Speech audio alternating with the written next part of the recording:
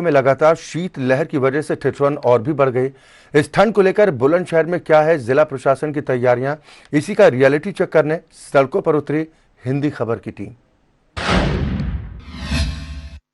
बुलंदशहर में भी सर्दी अपने पूरे शबाब पर है। हाड़ कपा देने वाली ठंड है और पारा तेजी से लुढ़क रहा है। इसी के मद्देनजर जिलाधिकारी की ओर से जरूरतमंदों को शाल वितरित किए गए हैं, कंबल वितरित किए गए हैं। जिला प्रशासन की ओर से दावे किए जा रहे हैं कि उनकी ओर से इस सर्दी को ध्यान में रखते हुए तमाम कवायद की जा चुकी है, रैन बसेरों की व्यवस्था की जा चुकी है। लेकिन जिला प्रशासन के इन दावों में कितना दम है, इसका सच जानने के लिए हिंदी खबर की टीम बुलंदशहर के खुर्जा में मौजूद है आज। और आज रात हम सड़कों पर रहकर इस सर्द रात में न सिर्फ बाहर की सर्दी की एक एक तस्वीर आपको दिखाने वाले हैं, बल्कि लोगों से बातचीत करके जिला प्रशासन के दावों का सच भी पता लगाने वाले हैं। तो हिंदी खबर की टीम सड़कों पर रहेगी आज रात भर, दिखाएगी आपको एक एक तस्वीर। आप बने रहिए मेरे साथ। पहाड़ों में लगातार हो रही बर्फबारी की वजह से पूरे उत्तर भारत में हाड़ कपा देने वाली ठंड पड़ रही है। शीतलहर की वजह से तो लोग और ठिठुरने को मजबूर हो रहे हैं। मौसम विभाग का अनुमान है कि दिसंबर के आखिरी हफ्ते में न्यूनतम पारा करीब 2 डिग्री तक नीचे जा सकता है। बुलंदशहर मुख्यालय से 22 किलोमीटर की दूरी पर हमारी टीम खुर्जा नगर पहुंची। हिंदी खबर की टीम बुलंदशहर मुख्यालय से तकरीबन 32 किलोमीटर दूरी पर स्थित खुर्जा में इस वक्त मौजूद है और हम ये खुर्जा नगर के अंदर इस वक्त चल रहे हैं। हम दिखाने की कोशिश करेंगे कि हमारी जो गाड़ी है वो फिलहाल खुर्जा बस डिपो की ओर बढ़ रही है और हम बस डिपो के पास पहुंचकर ये देखेंगे कि जो प्रशासनिक दावे हैं आखिर उनमें कितना दम है। जो मुसाफिर वहां पहुंचते हैं क्या उनके ठहरने की कोई व्यवस्था है, या फिर जो लोग वाहन का इंतजार करते हैं और देर रात तक डिपो के आसपास रहने को मजबूर होते हैं, क्या उन्हें अलाव की व्यवस्था उनके लिए की गई है। तो ये तमाम जो तस्वीरें हैं वो हम आपको दिखाएंगे। सबसे पहले हमारी टीम खुर्जा के मेन चौराहे कहे जाने वाले मुंडा खेड़ा चौराहे पे पहुंची।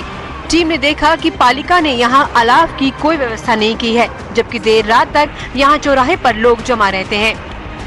जिस तरह से सर्दी बढ़ रही है, कोई अलाव पालिका की ओर से डलवाया जाता है? सर नहीं, कोई नहीं डलवाया जाता, अभी तक तो कोई नहीं डला यहाँ पर। कोई गैस का रखा हुआ अलाव? गैस की भी नहीं है। और कल मेरी बात भी हो रही थी दरोगा जी से, तो वो बता रहे थे कि यहाँ पर कोई गैस ये लकड़ी अभी नहीं डल रही है। यहाँ तो लोग जमा रहते हैं रात में? जी जी। कितने बजे तक लगभग रात में? रात को मैं 11 बजे तक जाता हूँ, यहाँ सब लोग बैठे रहते हैं। इसके बाद हमारी टीम ने खुर्जा बस स्टैंड का जायजा लिया। यहाँ नगर पालिका की तरफ से अलाव और लकड़ियों की व्यवस्था तो करवाई गई थी, फिर भी यहाँ मौजूद कई लोग आसमान के नीचे आईडी न होने की वजह से रात गुजारते दिखाई दिए। रात के 11 बज चुके हैं अब, और कुछ तस्वीरें हम आपको दिखा दें कि ये पालिका की ओर से यहाँ अलाव की व्यवस्था की गई है। कुछ लोग हैं जो आग का सहारा लेकर इस रात को काटने का प्रयास कर रहे हैं, लेकिन कुछ और भी ऐसे लोग हैं जो यहाँ ई रिक्शा में बाकायदा सोने का इनकी ओर से शायद प्रयास किया जा रहा है। आपका क्या नाम है? पप्पू। तो रात में कहाँ सोते हैं आप? हम बस स्टैंड पे सो जाते हैं, जहाँ जुगाड़ लगता है वहीं सो जाते हैं। अच्छा, आपको मालूम नहीं है कि रैन बसेरा बनाया गया है, वहाँ बिस्तर है, आप आराम से सो सकते हैं? गए हैं हम, अब हमें वो नहीं है, प्रूफ नहीं है। आईडी प्रूफ नहीं है आपके पास? जी।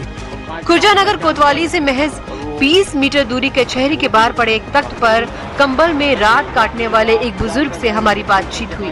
उन्होंने बताया कि परिवार का कुछ अता पता नहीं है और कोई प्रमाण पत्र न होने की वजह से वो रैन बसेरे भी नहीं जा सकते।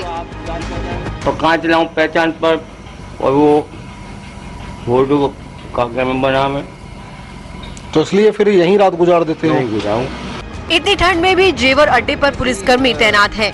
इनको भी कभी कभी ही प्रशासन की तरफ से अलाव के लिए लकड़ियां मिलती हैं। ज्यादातर ये खुद ही ठंड से बचने के लिए अलाव का इंतजाम करते हैं। अब हम आपकी मुलाकात हमारी और आपकी सुरक्षा की जिम्मेदारी जिनके कंधों पर है, उन कानून के रखवालों से कराने वाले हैं। आपकी ड्यूटी रात में है सर? यहाँ नाइट अधिकारी हूँ। तो नाइट अधिकारी हैं। खुर्जा में आप ऐसे ही गश्त करते रहेंगे? हाँ, सुरक्षा की जिम्मेदारी है, गश्त तो करनी पड़ेगी। अच्छा, ये बताइए, आपके पीछे ये अलाव का कुछ सहारा आपकी ओर से भी लिया जा रहा है क्योंकि सर्दी बहुत है, ऐसे में ये जो लकड़ियां हैं ये पालिका ने डलवाई है या आपने अपने पास से कुछ व्यवस्था की है? अभी पालिका की तरफ से तो नहीं आई शायद, लेकिन अब अपनी व्यवस्था आती है, नगर पालिका की तरफ से भी आ रही है, कुछ अपनी तरफ से भी व्यवस्था कर लेते हैं। इन सभी तस्वीरों को अपने कैमरे में कैद करने के बाद हमारी टीम रैन बसेरे में पहुंची, जहां में ठंड से बचने के सारे इंतजामात नजर आए। रैन बसेरे में व्यवस्था ठीक रहे, इसके लिए तैनात कर्मचारी ने बताया कि अधिकारी यहां हर रोज निरीक्षण करने के लिए आते हैं। अब हम खुर्जा के उस रैन बसेरा के अंदर आ पहुंचे हैं, जहां मुसाफिर इस सर्द रात को बिस्तर में गरमाई लेकर गुजार रहे हैं। यहाँ पर जिनकी जिम्मेदारी है वो भी इस वक्त मौजूद हैं, इनसे बातचीत करेंगे हम। बढ़ रही है, ऐसे में अधिकारी भी आ रहे हैं निरीक्षण करने? बिल्कुल, अधिकारी भी आते हैं। अभी अभी तहसीलदार साहब यहाँ पे आके विजिट करके जा चुके हैं। एसडीएम साहिबा भी आती हैं। हमारे डूडा के मिशन मैनेजर साहब डेली विजिट करते हैं। नगर पालिका से भी ईओ साहब विजिट पे आते रहते हैं। बुलंदशहर में हिंदी खबर की पड़ताल में ये साफ हो गया कि जहां रैन बसेरे में ठहरने के माकूल इंतजाम है, तो वहीं खुर्जा में 48 बेड का आधुनिक सुविधाओं से लैस रैन बसेरा होने के बाद भी जागरूकता की कमी और पालिका टीम की लापरवाही के चलते कई मजबूर और असहाय खुर्जा के city station road, bus depot, कचहरी, नेहरू चुंगी और हाईवे पर रात गुजारने को मजबूर हैं। अफसोस की बात यह है कि जो तस्वीरें हिंदी खबर के कैमरे में कैद हुई हैं, वो तस्वीरें तहसीलदार साहब की आंखों से ओझल हैं।